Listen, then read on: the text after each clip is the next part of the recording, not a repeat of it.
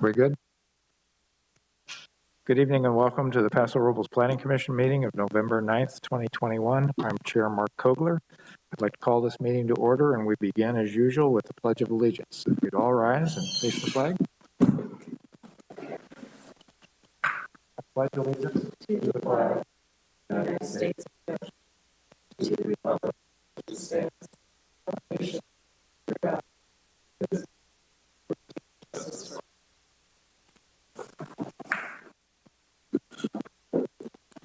Thank you. If we could have a roll call, please. Just 1 second. Okay. Commissioner Christensen. Yes. Commissioner Covarrubias. Present. Commissioner Davis. Here. Commissioner Gibson. Here. Commissioner Drc. Here. Commissioner Neal. Here. Chairperson Kogler. Here. All present. Thank you. And now staff introductions, please. Yeah, Warren Frace, Community Development Director. Marcy Reynoso and Jessica Ferguson. Katie Bannister, Assistant Planner.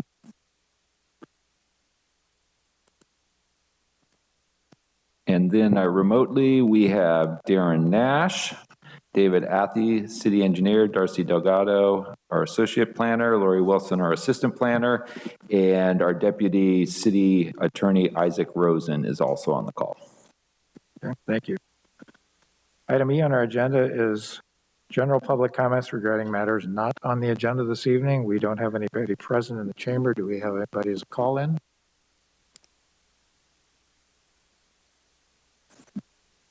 No callers. Great, thank you.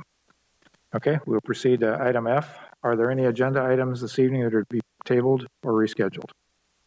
There are none. Great, thank you. Item G on our agenda is public hearings. We have one public hearing this evening. It's a zoning text amendment, RZN 2101, and Uptown Town Center Specific Plan Amendment, SPA 21-01, to allow tattoo parlors in the C3 and Riverside corridor zoning districts, P210090. We have a staff report, please.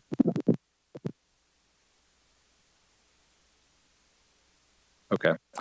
We're getting comments from some of the listeners that they're having trouble hearing us. So as we're speaking, make sure you're close to your mic. Okay. Thank you for the introduction, Warren Frace, Community Development Director. So this item tonight is a proposed zoning code amendment. It would allow tattoo parlors permanently in certain locations within the city of Paso Robles. A little bit of history on this. The city prohibited tattoo parlors beginning back in 1994. It was a blanket prohibition, and it was due to the lack of health regulations at the time. In 2010, the Federal Ninth Circuit Court of Appeals decided that tattooing was a constitutional First Amendment right, and it prohibited municipalities from banning them outright. You could regulate them, you couldn't ban them. So under that the decision, basically Paso's ban was no longer valid. So the city attorney, along with staff, brought this item before the city council in October. We asked the council to adopt what's called an emergency or urgency ordinance to allow tattooing or tattoo parlors in certain locations.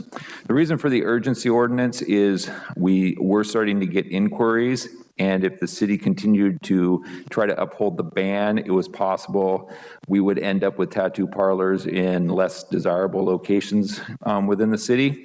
So it made sense just to adopt an ordinance very quickly so that there was a way to basically accommodate some of these tattoo parlor requests. So that's currently in place, but those urgency ordinances are only valid for 45 days. It'll be expiring soon, so we need to adopt a long-term formal ordinance because it's part of the zoning code. The Planning Commission has to review it and make a recommendation to the City Council first. So that's what we're doing tonight. So the current urgency ordinance has a couple provisions.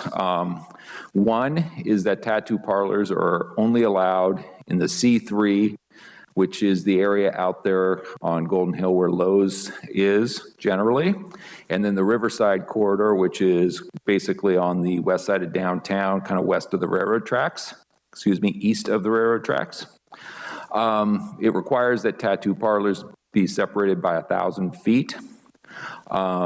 Requires operators to have all the proper licenses in place. They limit the hours of operation, so they can't operate between 11 p.m. and 7 a.m. And it does not allow for any mobile tattooing establishments. So that's the current urgency ordinance provisions. So the ordinance before us tonight, the permanent ordinance, would carry forward all of those provisions. And then there's 3 additional provisions that staff and the city attorney are recommending we add. One is just to clarify that body piercing is also allowed under the tattoo parlor use. It would also establish a new 500-foot buffer around city parks. We'll talk about that in a moment. And then we had a little bit of language clarification we needed to clean up. So the Riverside corridor sometimes was referred to as RC, but we actually have another district, regional commercial, that also goes by the name RC. So to clarify that, Katie has very carefully gone through everything and changed Riverside corridor to RCS in the Uptown specific plan. So we'll always try to use that when we're referring to Riverside corridor in the future. All right, so on with the maps. So here's the map of the C3 and Riverside corridor areas. So this is the C3 zone out on Golden Hill 46 East. And the pink area here is the Riverside corridor. So if you meet all the requirements, these are the 2 zones that tattoo parlors would be allowed in.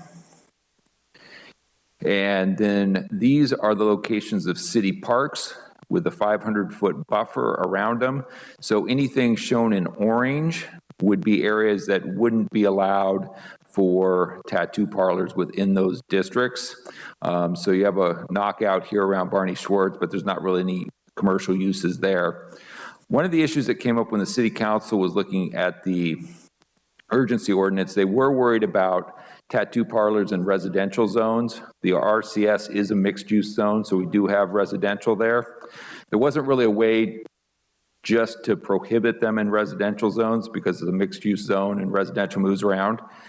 But almost all of the residential in the RCS is right next to Pioneer Park. So by establishing the 500-foot buffer around parks, we also end up protecting the vast majority of the residential units within the RCS. So that's kind of a double benefit. So that is a recommendation to add that buffer. So this is a zoom in, so you can see here's Pioneer Park. Here's where most of the apartments are. So you couldn't operate a tattoo parlor within those orange zones.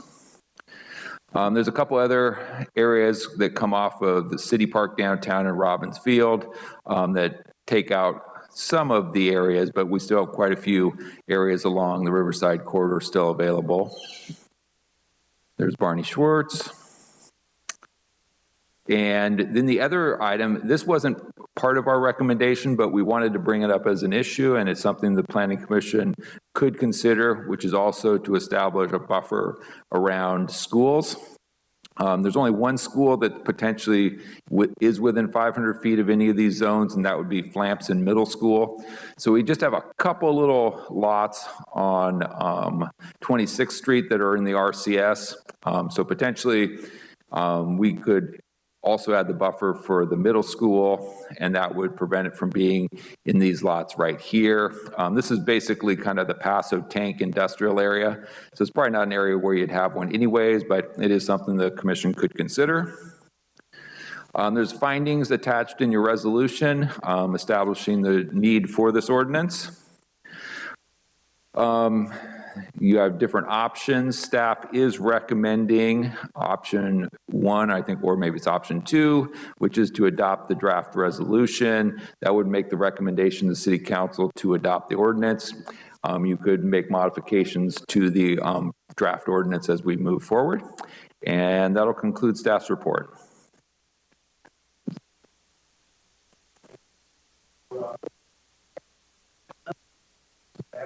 Your mic. There we go. Okay, now we're organized. Moving to the segment of our discussion where commissioners have the opportunity to pose questions to staff, and I think I'll start with the commission that's in the room tonight and then pick up the remote participants as well. Do you want to start on your end, Robert? Any questions? Absolutely, thank you. Just curious, since we had the temporary ordinance in place, have we had any tattoo parlor applications come through? Yeah, we actually have one that has applied, and they're in the process of basically establishing a location on 12th and Riverside right now. Right now, okay. And then the restrictions that we've added here, I noticed that you said you spoke with the city attorney, and are we mirroring these restrictions with other cities, or are these things that we came up with ourselves? Well, we have the city attorney on the line. I'll ask him. Isaac, you want to weigh in on exactly how much of this was unique to Paso and how much of this may be common within other jurisdictions? Absolutely. Thank you, Warren, and good evening to the commissioner. So the case that Warren mentioned off the top that sort of established tattoo parlors as an expressive activity under the First Amendment was something that occurred in Hermosa Beach, and we worked with Hermosa Beach on their ordinance in light of that decision for permissible time, place, and manner restrictions. So several of the restrictions that were passed as part of the urgency ordinance that are before the commission this evening, including the distance between one another for tattoo parlors and the prohibition, for instance, and hours of operation, came from that ordinance that was crafted in light of this decision just about 10 years ago, and something you see in other jurisdictions as well.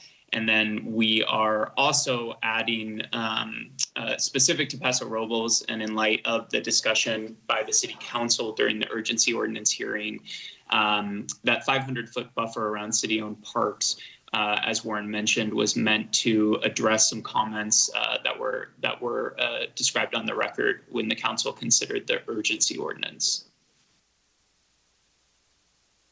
Excellent, Isaac. Appreciate that. No other comments or questions at this time. Okay. Commissioner Davis, any questions? Yes, I have one, and I'll just ask it to you, Warren.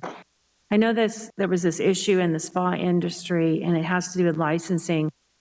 Maybe it's an enforcement question, but what assurance do we have that all the artists are licensed artists, or rather than an apprentice under someone? Who monitors that in terms of, I mean, it's pretty invasive procedure, piercings and, the tattoo guns. So in the spa industry, I've kind of done some research. I don't know if it's true in the tattoo industry, but I just want to make sure that just the business owner isn't the only one licensed, that the other artists are also licensed. What assurance do we have of that? So Isaac, can you maybe give us some background on kind of what the oversight process typically is? So my understanding, Commissioner, although it's not, I don't know definitively how enforcement works in terms of the requirements with state and county health department licenses, but I can say in this Hermosa case decision that ultimately opened the doors to tattoo parlor being a protected First Amendment ordinance, they do talk a bit about county enforcement because Hermosa Beach was in LA County. So my sense is, and I think it's something we could look into and get back to you on, is that the county has more of a role than the state in ensuring that that the tattoo artists are appropriately licensed and handle some of the enforcement to ensure that there are not unlicensed artists. But I think from the city's perspective, it would be akin to working with other agencies where we require similar to sort of our cannabis businesses that we feel confident that we have the documentation in hand, and then enforcement might be handled in conjunction between the city and either the county or state.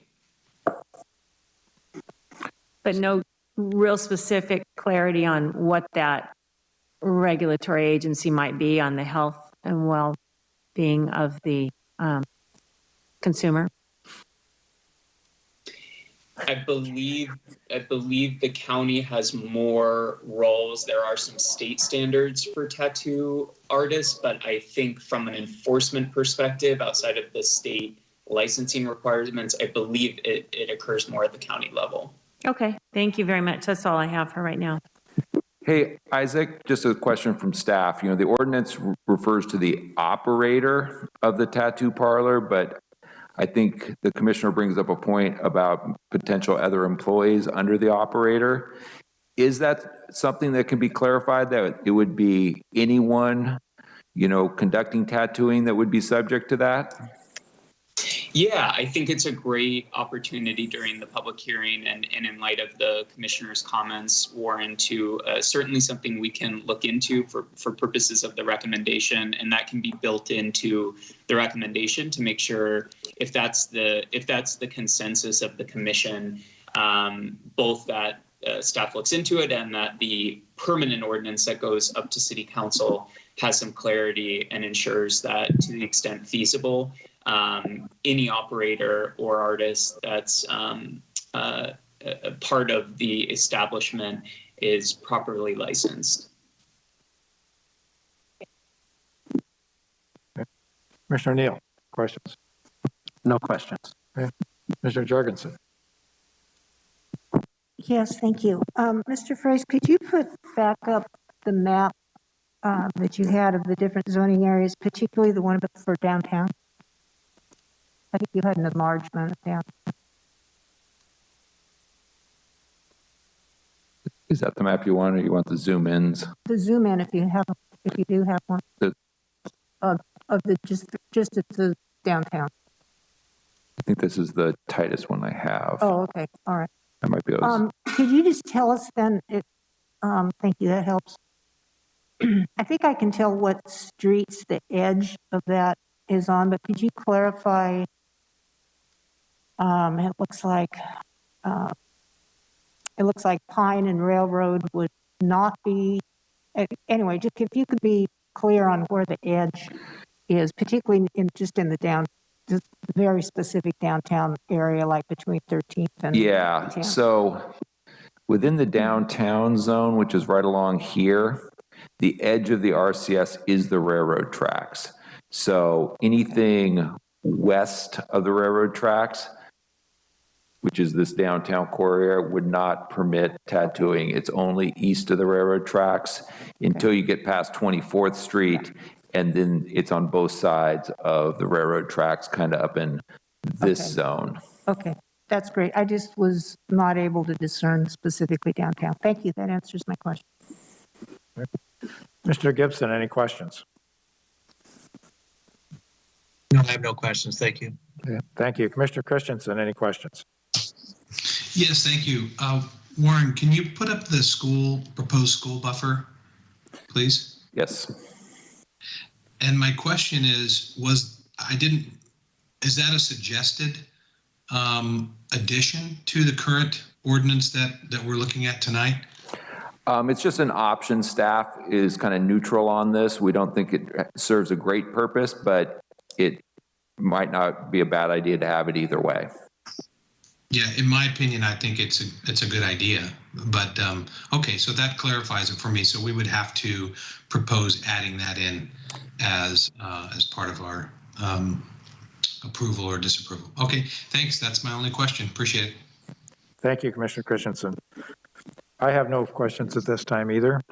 So we would like to now open the public hearing and seek any comments, questions from the public. There is nobody in the chambers. Is there anybody calling in with questions or comments that they would like to make on this item? No callers. Okay, thank you. Accordingly, I will close the public hearing and we'll send this back to the commission for further discussion and possible motion. We can be a bit random maybe this time around and so organized. Do any of the commissioners have any points they would like to raise in discussion? I do have a quick question. Commissioner Davis. And this is of staff. Have we had any written comments from neighbors or people in certain areas? Has there been any correspondence? We have received none. Okay, thank you. Any other comments by commissioners? Discussion points. This is Commissioner. Yes, Mr. Christensen. Thank you.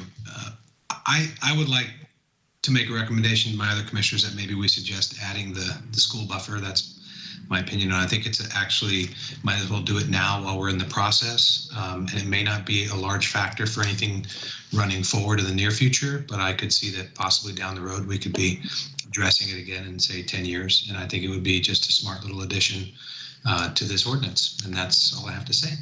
Okay, thank you. The other point that was raised during discussion was holding operators and artists to the same standards regarding licensing, and I would assume that's something that by we're nodding heads around the table that the commission would certainly agree be a part of any motion that occurs too. I would like to see that in the motion, and I tend to agree with Commissioner Ty Christensen about a buffer around schools. I think it's just good precedent to have that language in there, even though it may not be a major impact. That's my opinion. Yeah, thank you. We Chair seem to have a Copeland? lot of consensus. Commissioner Neal, I would like to make a motion. please do. I recommend that City Council adopt future ordinance approving amendments to Title 21 of the Paso Robles Municipal Code, Table 5.3-1 of the Uptown Town Center Specific Plan to allow tattoo parlors in C3 and Riverside corridor zones, subject to reasonable time, place, and manner restrictions, and clarify that Riverside corridor will now be known by the abbreviation RSC rather than RC, and finding the action exempt from CEQA, including adding all artists are to be appropriately licensed or certified, and adding in the 500-foot buffer around all schools. Thank you. We have a motion. Is there a second? I second that. A second from Commissioner Davis. Any further discussion? Any discussion by our two remote commissioners? No further discussion. Thank you. Great, thank you. Hearing none, call the question, please. Commissioner Neal. Aye. Commissioner Davis. Aye. Commissioner Covarrubias. Aye. Commissioner Christensen. Aye. Commissioner Gibson. Aye. Commissioner Jorgensen. Aye. Chairperson Kogler. Aye. Motion passes 7-0. Thank you. Item H on our agenda are discussion items. The first of those is the Railroad Street Streetscape. We have a staff report on this. Yes, let's get this thing up.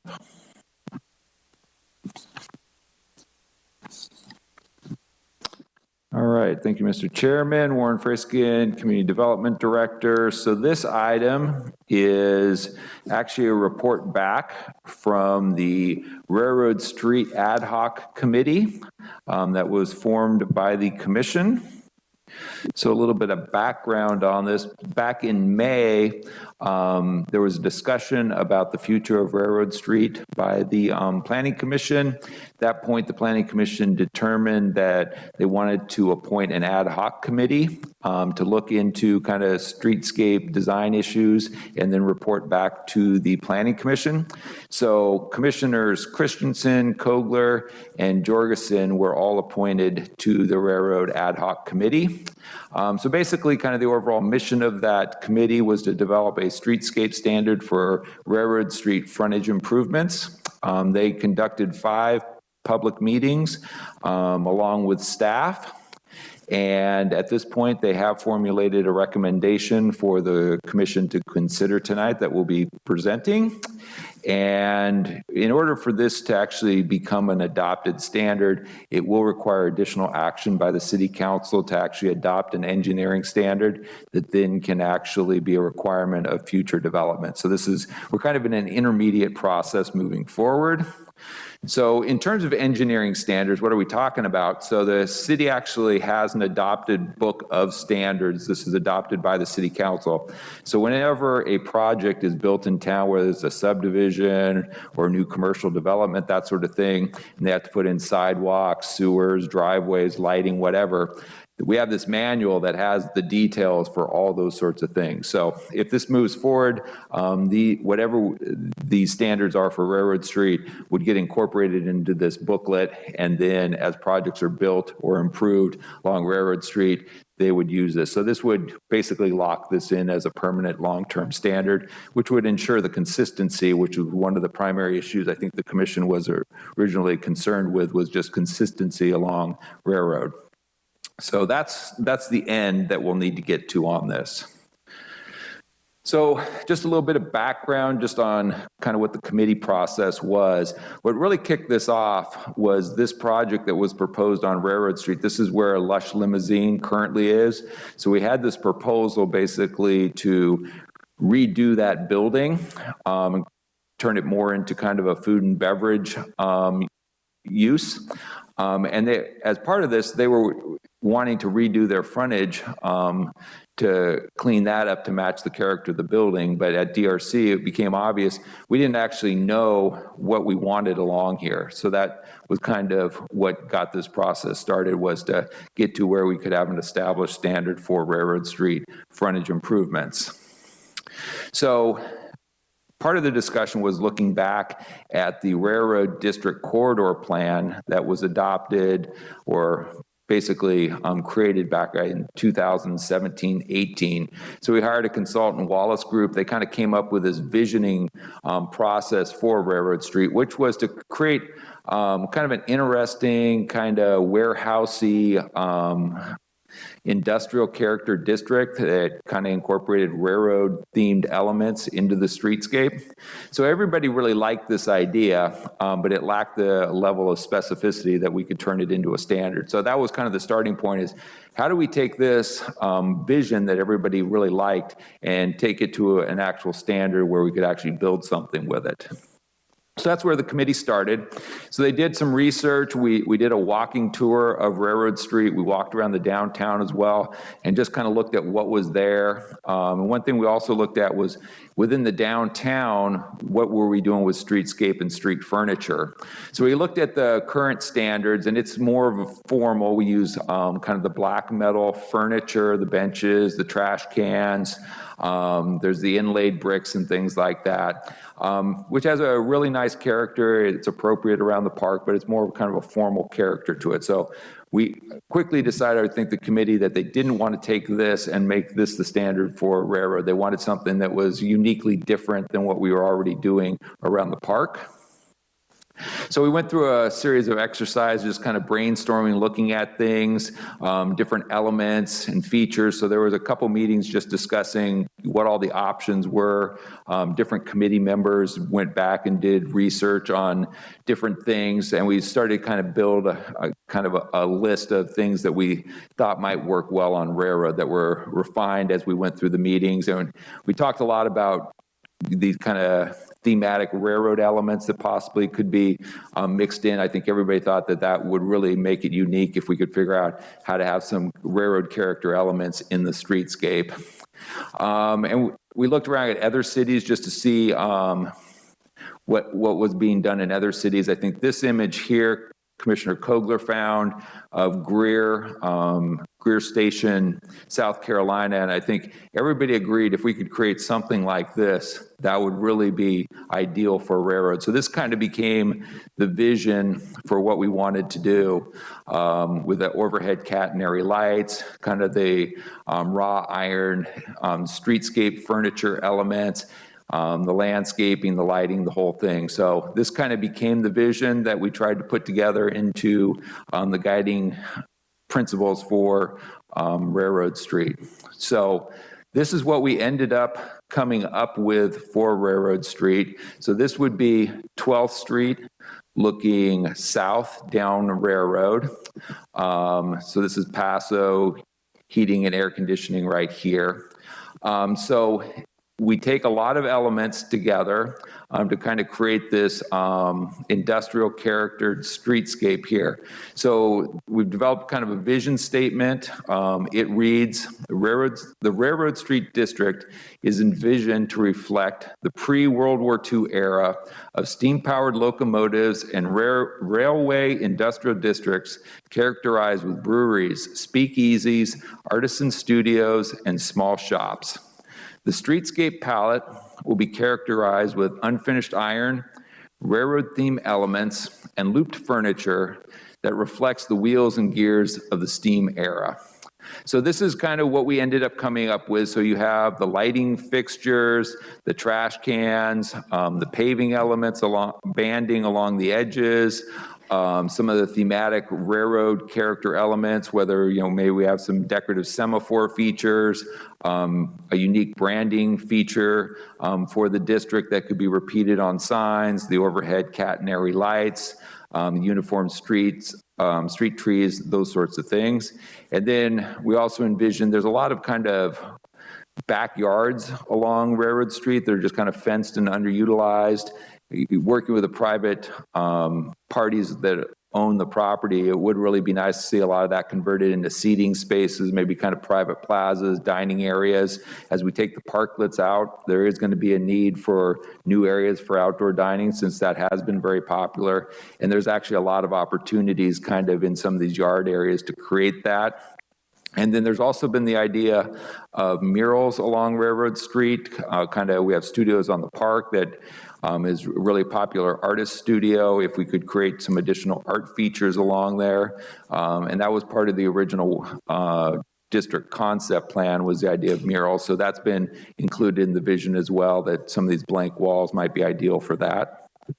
So then that translates into this streetscape palette, which identifies the specific elements. And these are the elements that actually are going to get translated into the public works standards. So the committee's recommending 2 types of street trees. There'd be either the purple robe locust tree, which is a purple flowering tree, or a crepe myrtle tree, which can be in multiple colors, but also a flowering tree.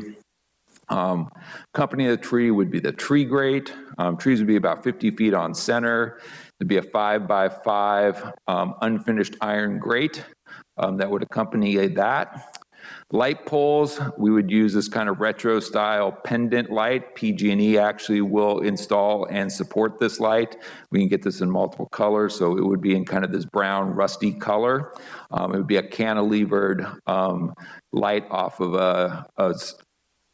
a pole, a brown kind of simple pole. We wouldn't be doing a decorative fluted pole, but something that's more kind of just reminiscent of a telephone pole. We have 2 bench alternatives made by Victor Stanley, one with a back, one without a back, but they both kind of have this looped feature. That's kind of a character element we are trying to incorporate. There'd be a decorative paver band that would be along all the curb lines, as well as some of these special bow out areas. So there's a railroad blend that's made by Airval Block down in San Luis Obispo. It's kind of a combination of the red that we see downtown, but mixes in some gray. It seemed like it would be a real nice mix to start using along there. And the recommendation is we'd make that a continuous band along all the frontages. Where we have the crosswalks, you can use a unfinished iron ADA truncated dome pad versus the bright yellow ones that we normally see, as long as we have enough contrast. So we're going to try to work that into the design. There's a trash can with the looped features that matches the bench, also in kind of that dark brown color. Bike rack would be another looped feature, also in that kind of unfinished Corten iron.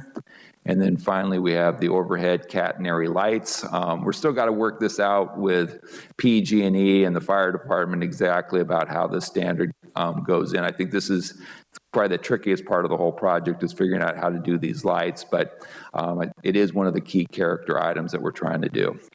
So that's the palette. And We've already got one project beyond Lush Limousine that also is real interested in participating and installing some of the streetscapes. So the Railroad Street micro retail project's been to DRC recently. We shared with them the overall vision. They were really excited about it, and they've already incorporated it into their design, so they're willing to put in their frontage as well. So between the micro retail and Lush Limousine, you know, about a quarter of that block behind the theater, potentially we could get done fairly quickly, which is really good. Sometimes these things take a long time to move forward. So that concludes the report. So the recommendation from the ad hoc committee would be to adopt Resolution A, which would basically endorse the streetscape vision, street furniture palette, and then forward a recommendation to the city council that the city council adopt that formal engineering standard for Railroad Street. So that concludes staff's report. Like we discussed, we have 3 committee members that may want to add something in addition to it. Thank you, Mr. Frace. And thank you for the leadership you provided in putting this together, excuse me, and is doing the illustrations that we see in front of us. I would ask if either of my fellow ad hoc members would like to add any discussion points to this before we bring it back to the commission. Commissioner Christensen, would you like to lead that off? I just wanted to say thank you to you and Commissioner Jorgensen for your ideas and helping put this together. And yeah, Warren's illustrations really helped us visualize this so much better than I thought we could. And so I'm excited about it. I can't wait to hear what the other commissioners think and maybe if they had suggestions or anything like that. So it was, I wouldn't say it was arduous, but it was intriguing and kind of exciting to work on. I think that it came out better than I initially anticipated. So just wanted to put that 2 cents in. Thank you. Mr. Jorgensen. Well, I too would like to thank Commissioner Christensen and Commissioner Kobler. I think I had a great time doing this. It was fun and inspiring and something that I personally can just see happening as Mr. Ferry said, starting quickly and really becoming a magnet area for the city. Also, I think that Katie's participation was extremely valuable, as was David Athley's, who was at our walkarounds and gave us a lot of insight in the civil requirements, and Darren, who was there through the discussions as well. So a lot of creative people who bounced things off each other very well and got excited and giggled, and it was very fun. But I'm really proud of the end result as well. I do have 2 questions. Would this be sure appropriate time? I have a question, Mr. Frace, I'm going to ask my other question first because that may answer the more specific one. So my more general question is, so the motion that is being proposed is to move forward with a recommendation to the City Council to adopt a new engineering standard. And I do understand that's the ultimate, that's the way the process works.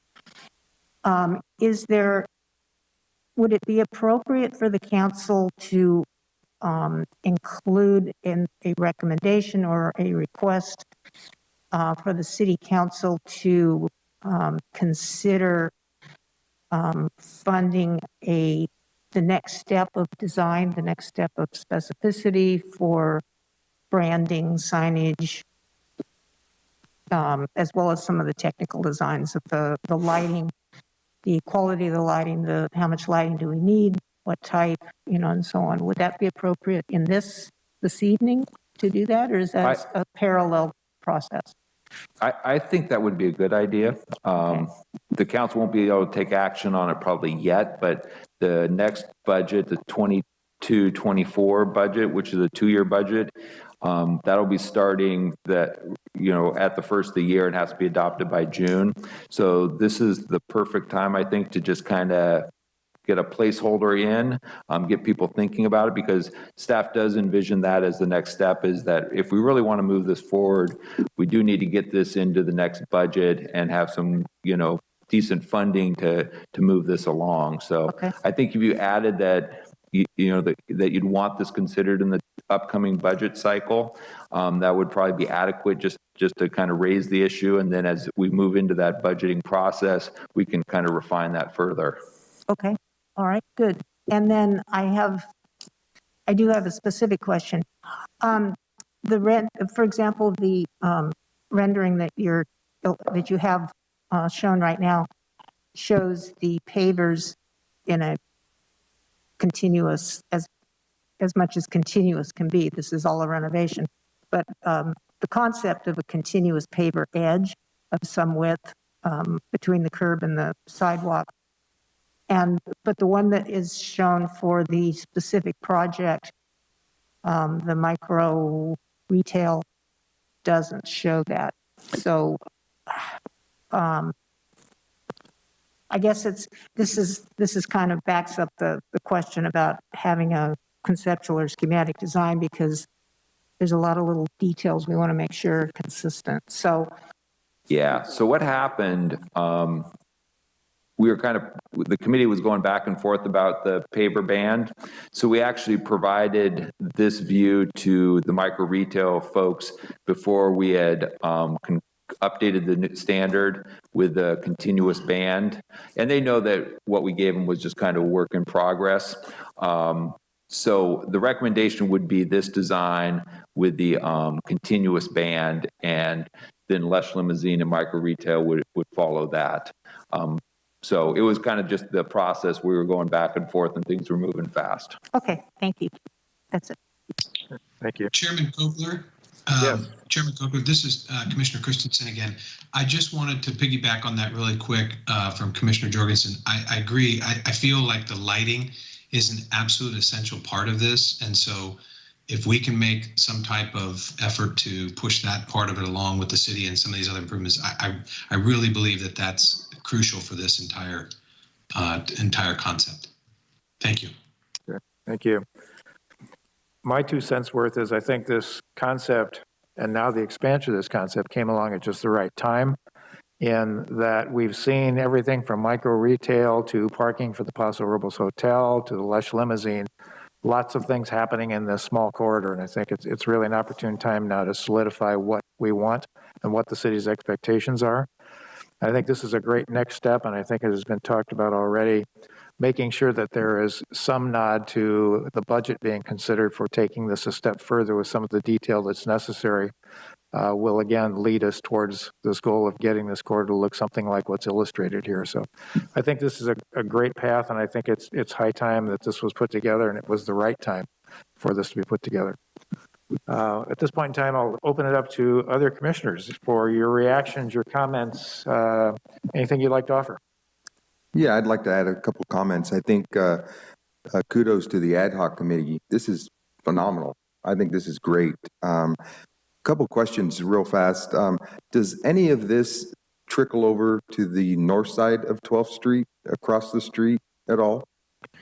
Yes. So the idea is that this would be the standard on Railroad Street from 10th, I think, up to 15th or 16th. So the idea would be we would do this along that whole corridor. Fantastic. I think that's a great idea.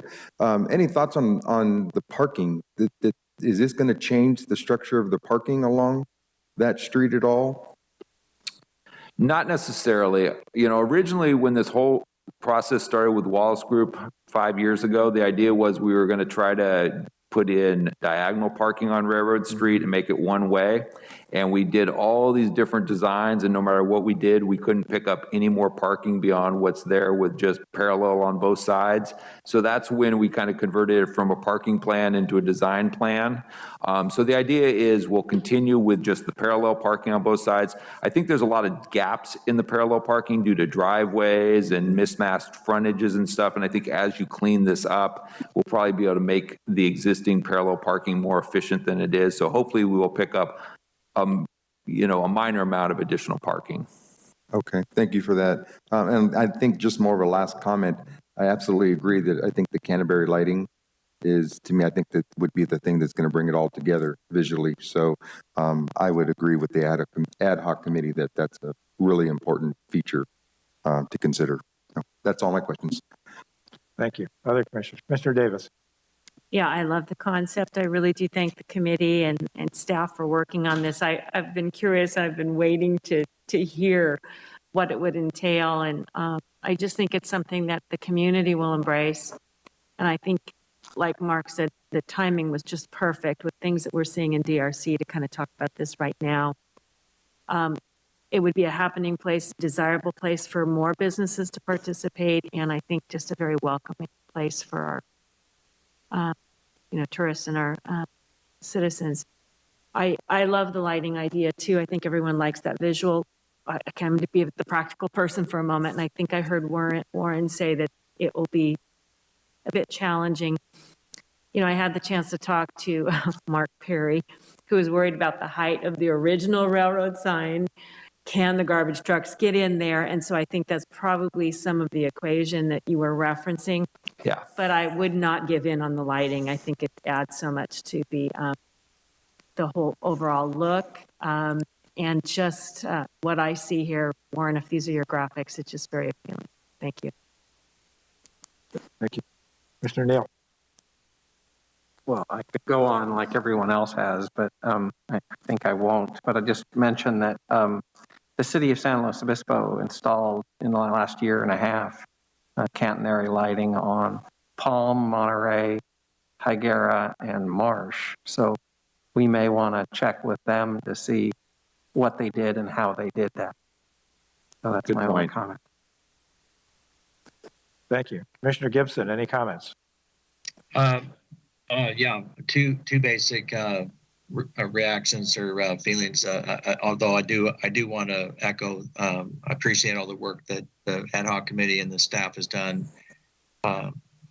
This has been something that's been coming for a while. I attended the charrette in the Studios in the Park a couple of years ago that Warren mentioned, and I just think this is a very exciting and a huge opportunity for the city. But so Commissioner Covarrubias touched on one of the thoughts that I had was just having some sort of a definition of what the boundary is for Railroad Street. So the option A just basically referred to Railroad Street. So I think that's something that it eventually needs to be defined as to what we think Railroad Street is. And then when we'd had this conversation before, and I think even in the preceding couple of years when this idea has been kicked around, we talked about the idea or possibility of maybe going around the block down to from Pine Street down to the railroad station. So I just want to, again, bring that up just for consideration, the idea of that possibly continuing it past 10th Street down to the railroad station, which would seem like something logical to me,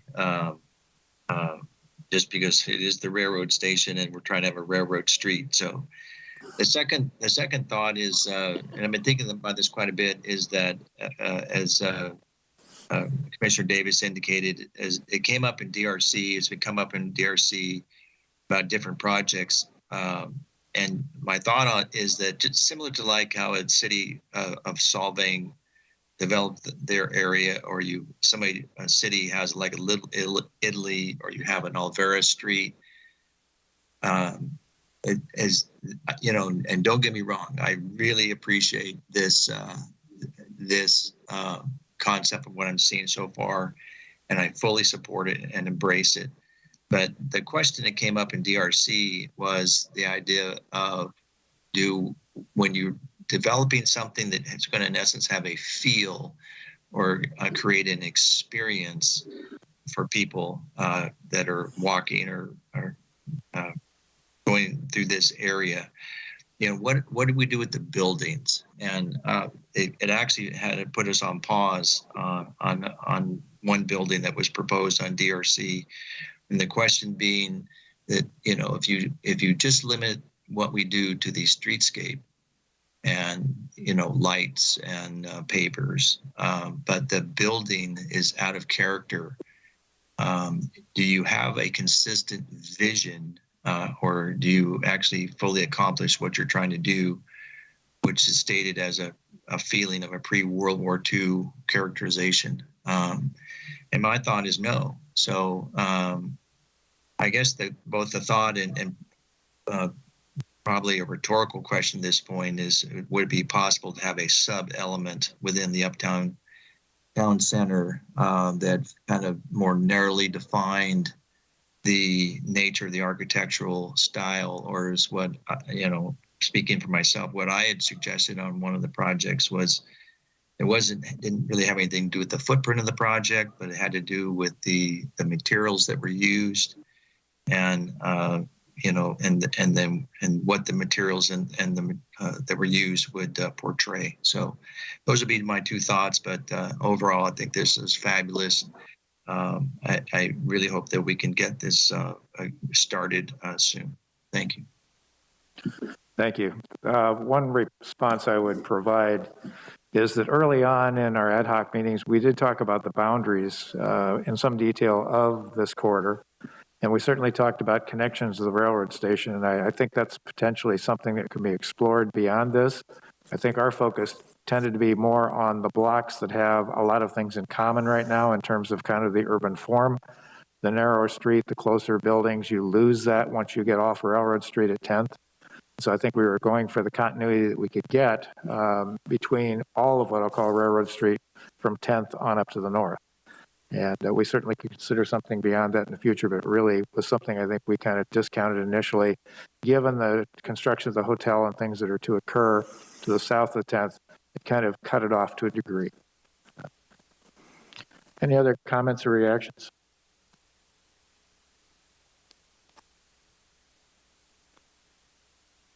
I'm going to look to my right to Commissioner Jorgensen to ask if you would like to do the honor for any motion on this. Thank you. I would be happy to.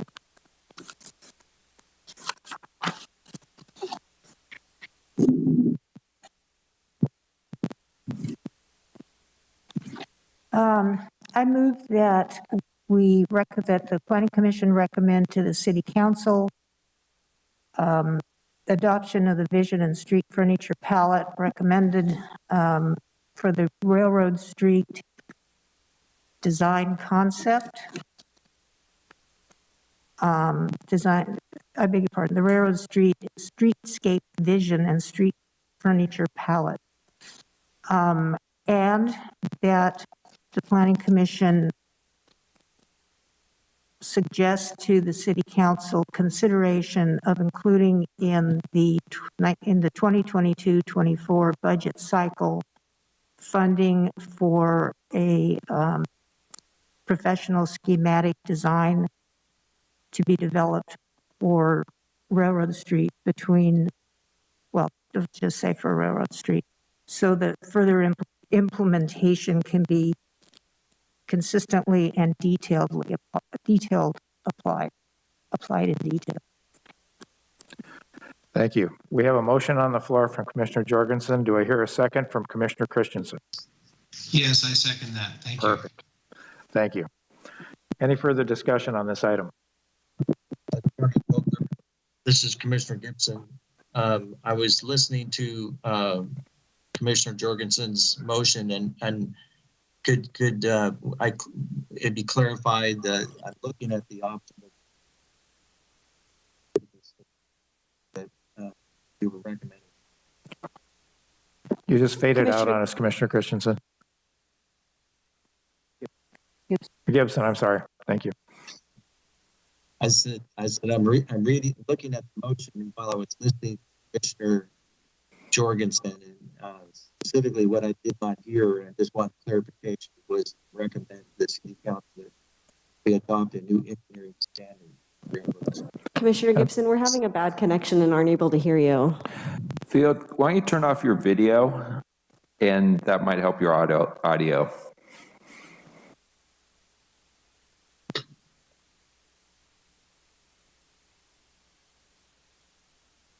Well, can you hear me now? Yes, we can. Yes. Okay. Sorry. So what I didn't hear in the motion was that to recommend to the City Council to adopt a new engineering standard. for the Railroad Street. I just was wondering if we were going to include that or not.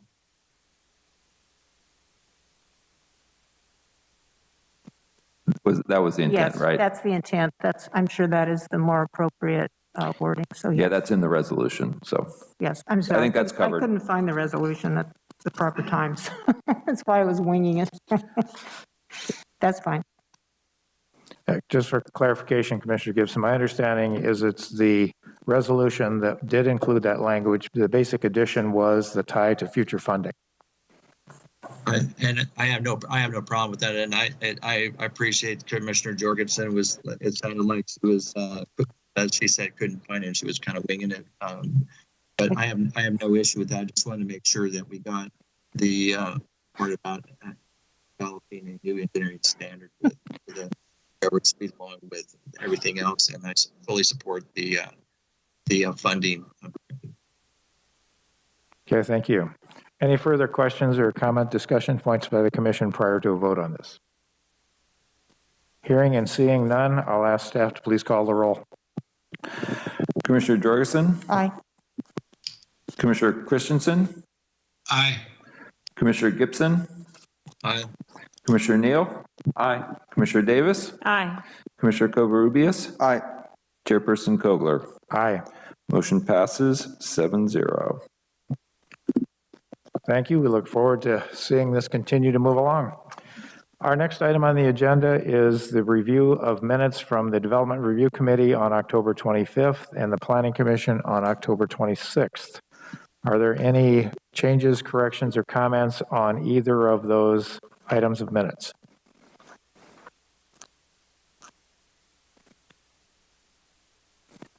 Hearing none, would anybody like to offer a motion of approval? I move that we adopt the consent calendar items inclusive of Development Review Committee minutes, October 25th, 2021, and Planning Commission minutes, October 26th, 2021.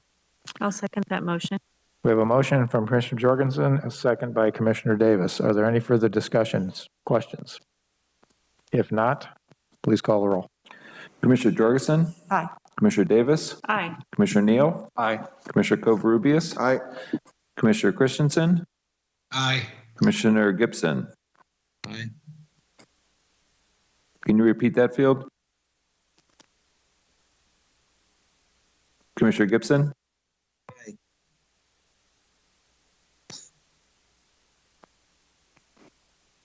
Commissioner Gibson, can you repeat your motion or your vote? I'm voting aye. Chairperson I Kogler. think that was an aye. All right, motion passes 7-0. Okay, other reports. The first up is the Housing Opportunities and Constraints Committee and Zoning Code update.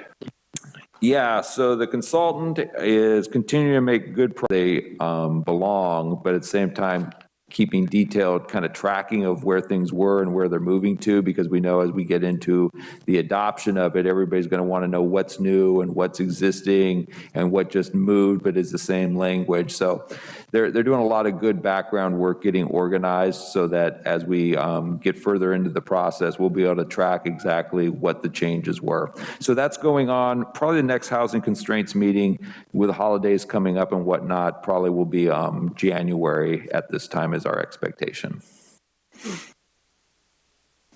Okay, thank you. Paso Robles Street report. Yeah, so I think the plan was once we wrap up Railroad Street, would move on to the Paso Robles Street area for review. So I think that's a good discussion point tonight in terms of what the Planning Commission's preference would be for that. Do we want to continue to use the same ad hoc committee on Paso Robles Street, or do we want to do something else? Fair question. The ad hoc committee worked quite well, I think, for Railroad. In some ways, I could argue that that would be appropriate for Paso Robles Street as well. And then there's a side of me that says it's a bigger corridor, it's a bigger issue, and does it need to be a little more expansive or at least have opportunities for at least the commission to be updated somewhere along the way? So just random thoughts. What's the commission think about Paso Robles Street and how to handle that one?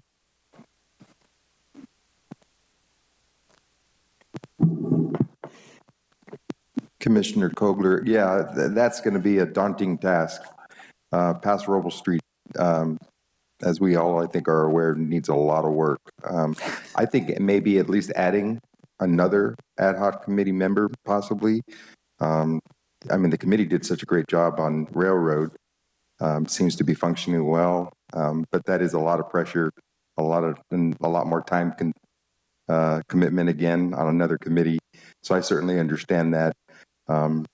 If the committee were to remain intact and willing to add another member, I'd be willing to do that. Or if somebody wants to come off, I'd be happy to replace that member as well. Mr. Chairman, Mr. Jorgensen. I don't know the answer to this. Is there any kind of an issue having a majority of the commission on a sub? There might be. Isaac, are you out there still? I am, yeah. You could not have more a quorum or greater on a subcommittee. Okay, thank you. Yeah. This is Commissioner Christensen. Yes. As much as I don't, I would be eager to help and assist with that too. But if Commissioner Covarrubias would like a spot on the ad hoc committee, I'm open to rotating out anybody that wants a spot. I would be happy to serve on it again. And I would as well, if that was if found favor with the commission. I would also advocate that spot to somebody else if they really wanted to. Commissioner Neal. I'm of the opinion that the Chairman Kogler, Commissioner Jorgensen, and Commissioner Covarrubias would make a very fine ad hoc committee for the Paso Robles Street corridor. Is that a motion? I'll second it.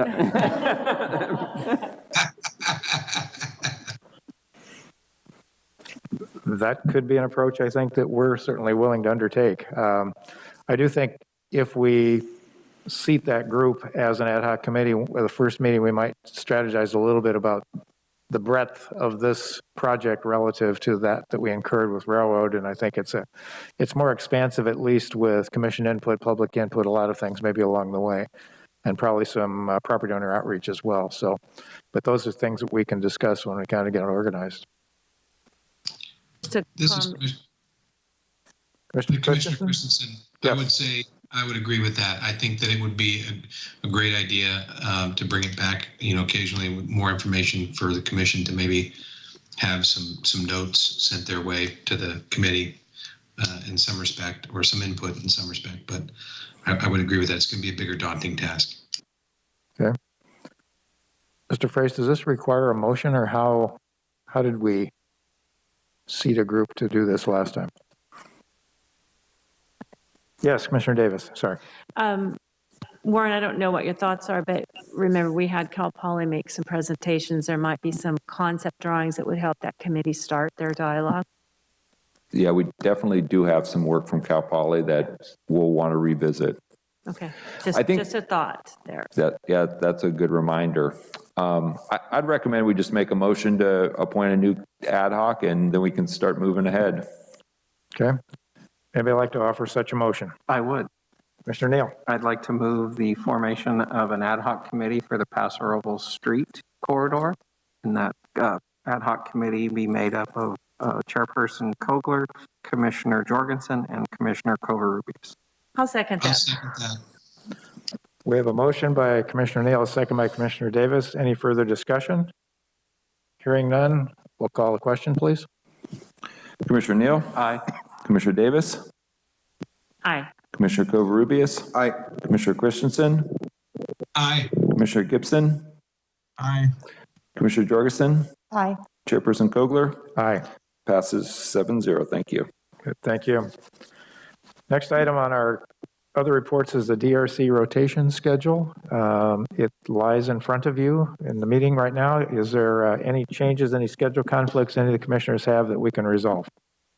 Chairperson Kogler, Yes. January 3rd, 2022, I will be in Costa Rica. So if anybody's available to help me out then, I'd be happy to switch with somebody some other time. I will do that. Thank you. Okay, we'll note that one.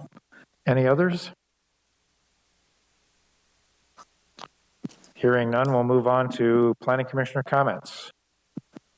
Let's start with those that are remote from us right now. Commissioner Gibson, any comments that you would like to make? No, thank you. Okay. Mr. Christensen. I have no other comments at this time. Thank you. Okay.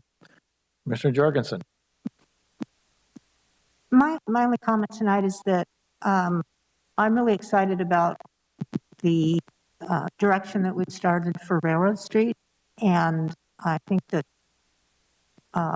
what we can come up, whatever it is that the commission and staff come up with to recommend to the other commissioners and then the city council for Paso Robles Street will be equally, if not more important. And I just really appreciate the preparedness of staff in giving the committee for Railroad Street ideas, places to start, options to consider, and then going off in different directions and working as such a cooperative team. And I look forward to doing it on Paso Robles Street as well. That's it. Mr. Covarrubias, any comments?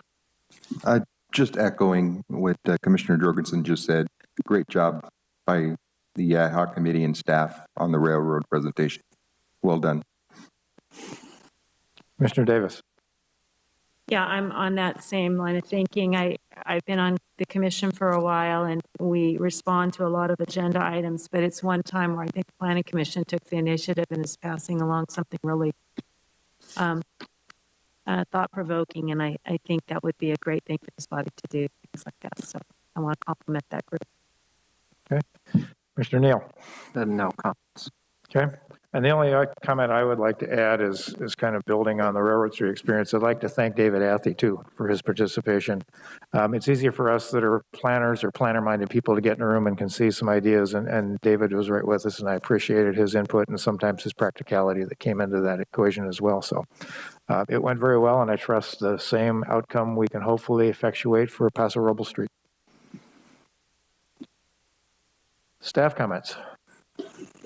Yeah, so first of all, just in terms of our overall schedule, so we've got the holidays coming along. So your next regular meeting would be on the 23rd of November, which is Thanksgiving week. So staff's intent is to cancel the meeting on the 23rd. We don't have any pressing items that need to be on that agenda. So we'll be issuing a cancellation for that meeting very soon. So then December, so there's a fifth Tuesday in November. So then December, so our next meeting ends up being December 14th. So we will have items on the 14th. And then December 28th is right after Christmas, so our intent would be to cancel that meeting as well. So I think we're looking at just one additional meeting this year. So hopefully that works for everyone. We'll have to start looking at kind of the annual recruitment and reappointment process. I haven't even looked ahead to see, which terms are up and whatnot, but that will be coming up. So we'll have some information on the next agenda, just kind of on what to expect moving forward on that. So we have this issue of SB 9 that we briefed the Commission and Council on, which is the new state law that allows for ministerial by right lot splits of single family lots and the construction of duplexes in single family. So that becomes the effective law on January 1st. So we don't have any current ordinances in place to deal with that. So we are going to be going to the City Council in December with another emergency ordinance, kind of like the tattoo process, to adopt a set of standards to deal with these lot splits starting in January. So that won't involve the Planning Commission just because we have no time and we have to adopt it right away. So we'll adopt that. It'll be the same thing. It'll be active for 45 days. Potentially the council could extend it beyond 45 days. Then we will come back, just like the tattoo ordinance, and go through the Planning Commission and actually have a public hearing about a final formal version of our SB 9 ordinance. So that will probably be, early next year that we'll get to that. So just know that you'll hear a lot about SB 9, and obviously it will eventually involve the commission, but because of the timeline, the first round has to go straight to city council. So just be aware of that. Out at the airport, a lot of things continue to go on out at the airport. So Katie's working on an amendment to the RV storage project, the Gowan RV storage. So we're going to be doing an amendment, moving the location of that and changing the parcel mapping out there. So that's all been worked out between the city and the airport operators and Gowan. So we expect that on your next agenda. The landing project, which is the boys' school project, we're making good progress on the EIR. We're in the draft review phase. There's still a couple issues with transportation that remain to be resolved. Ideally, we'll get that document out for public review before the first of the year, and hopefully be ready for spring hearings on that one. So it's been quiet just because a lot of things are going on behind the scenes, but it continues to move forward. The Red Tail Apartments, we had the groundbreaking for that a couple weeks ago. So that's a big 200-unit apartment complex or by Food for Less. So that one we expect to really start to see progress on that in the very near future. That's what I've got. Katie, anything else to add? All right, that concludes staff's report. Okay, thank you. At this point, we're up for a motion to adjourn. Do I have such a motion? I move that we adjourn the meeting. This is Commissioner Christensen. Motion by Commissioner Christensen. Do we have a second? I'll second. Second by Commissioner Covarrubias. All in favor, please say aye. Aye. Aye. We're done. Thank you. Good night, everyone.